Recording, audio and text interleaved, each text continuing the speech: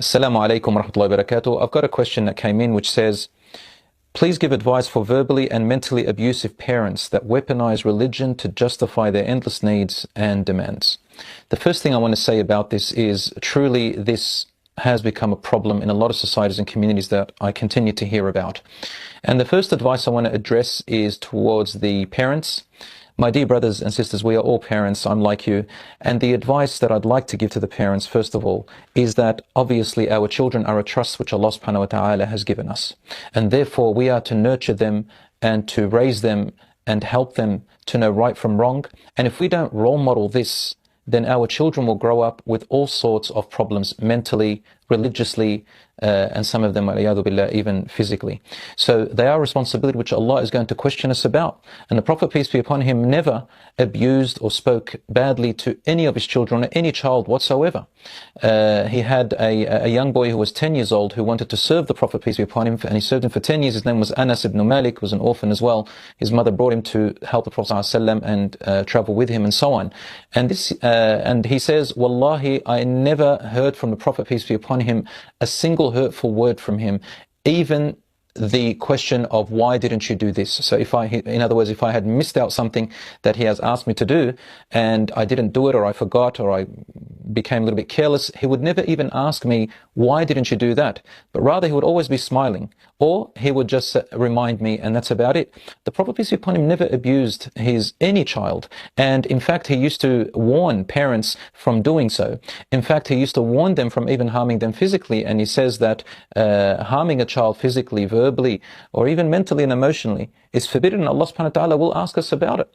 My brothers and sisters, sometimes parents can get ahead of themselves, and sometimes some parents are controlling. Some parents, they fear that their children might do something wrong, so they jump to conclusions, they jump to assumptions. And these are based on fears perhaps from their own childhood and how they were raised in their childhood. And what we need to do is we need to break this cycle.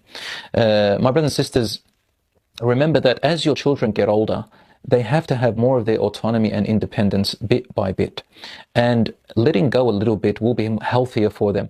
Most importantly is role modeling what you do and what you say, because they're going to copy you. Children may not obey us all the time, but they never fail to imitate us. So abusing children and having this extra control over them, especially their private affairs, and to use religious texts for our own benefits is not only forbidden, but could also border on shirk, which means making partners with Allah, to use Allah's verses for our own whims and desires. And Allah subhanahu wa ta'ala did warn about the people before Muhammad sallallahu alaihi wasallam. In the Quran, the children of Israel says, "Ishtaru bi ayati Allahi thamanan qalila." They used to buy with the verses of Allah little simple cheap gain. And sometimes in another verse Allah says that they use them for their hawa. Their hawa means their desires. So brothers and sisters, we've got to be very careful in how we use the verses of the Quran when it comes to us. If we're going to use verses to remind our children or hadiths that benefit us in our rights, we must also use the hadiths and obey the verses which talk about our duties towards them. So this is one thing that I wanted to emphasize. Secondly, from our young brothers and sisters, the children, look, with your parents, unfortunately, we cannot change behaviors of other people, and our parents have more of an authority over us in the sense that they are our parents naturally. So you can control your behavior and what you say to them, although you cannot control their behavior. So don't focus on their behavior and changing how they say it, but change how you behave.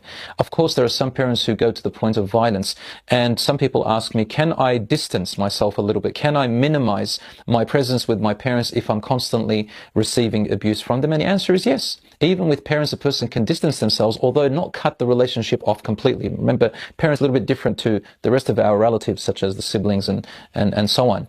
So with our parents, we try to keep ourselves at a distance where we're safe and good, and we have to try and tolerate and be patient with the words that they say to us. Of course, as we get older and become more mature and adults, we become a bit stronger in what to filter away from their words. If we are in danger, of course, Islam does not command you to stay in the face of danger. You're allowed to move away and protect yourself.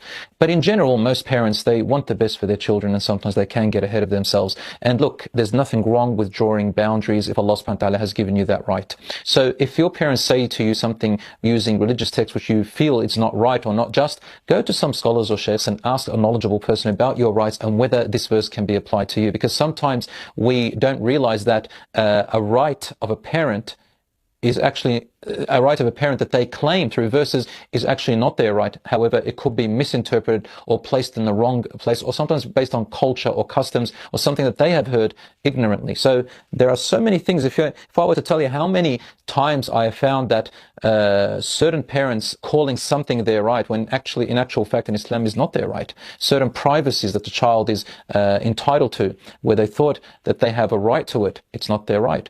So, brothers and sisters, this world does require patience, and I hope, inshallah, that I've given you some guidelines. At the end of the day, as you get older and you get stronger, your parents will get more frail and weaker. And you know what? We make dua for them. Make dua for them in your prayer, in your sujood. Oh Allah, guide them. Oh Allah, forgive them. Because if Allah subhanahu wa ta'ala guides them, Allah subhanahu wa ta'ala helps to for their hearts to be fixed and righteous, then your life, inshallah, will be better.